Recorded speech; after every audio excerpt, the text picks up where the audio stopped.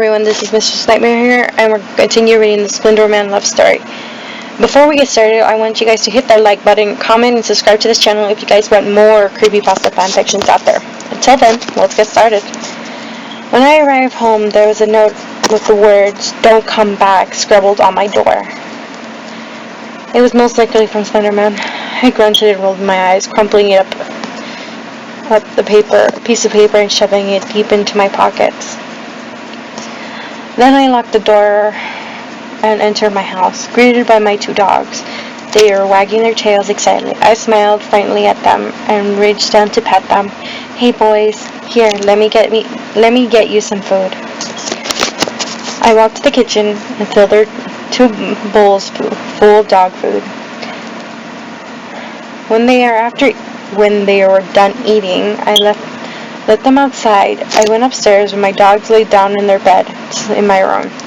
I decided to turn a movie to get my mind off things.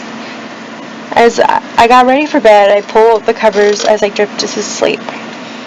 I woke up by the sound of my dogs barking and growling, and it was stormy outside. I could hear the pounding of the rain against my window.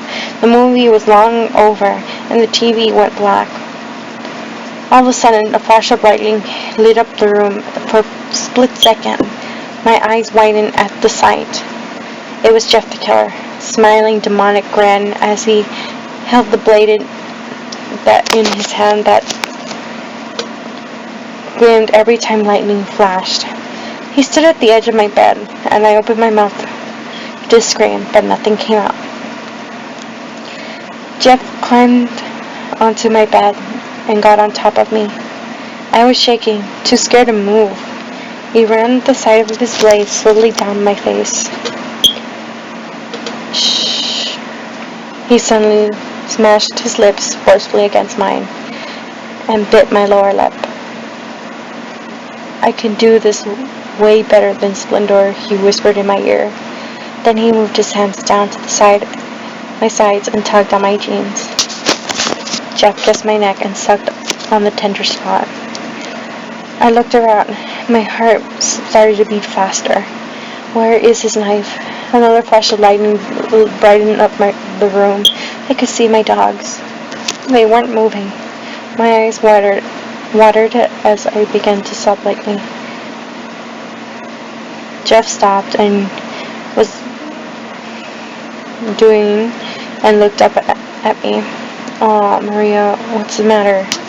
He smiled devilishly and kissed my tears. "Just, please, leave me alone."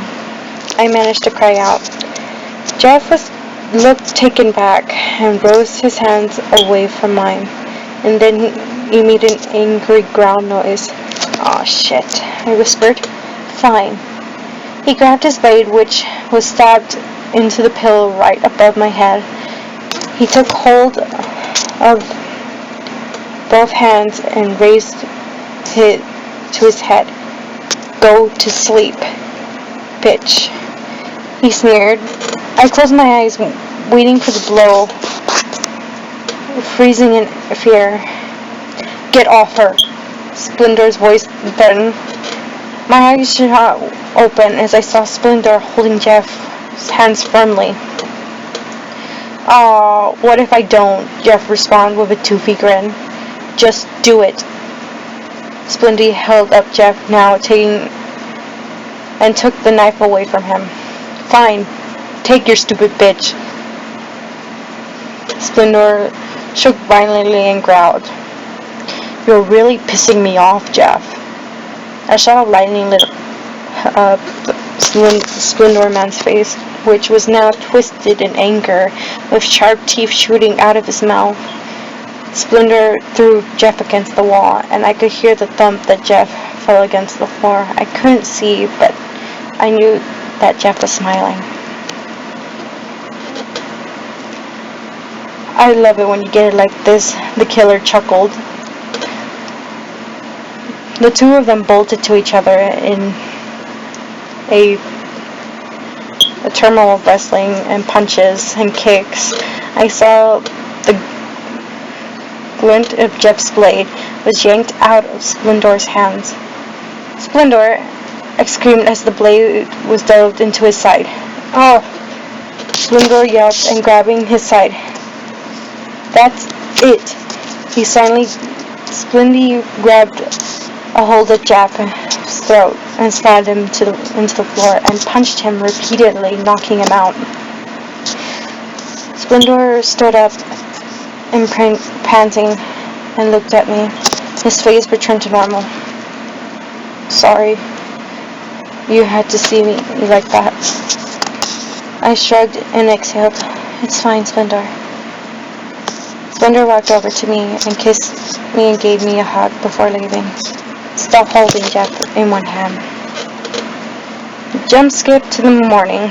In the morning, I buried my 2 dogs in the backyard, cursing and pounding my fist against the ground. "Shit, why couldn't I do anything?"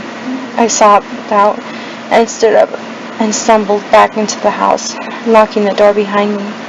I slid down on the floor, burying my head into my hands. I wasn't going out of my house today.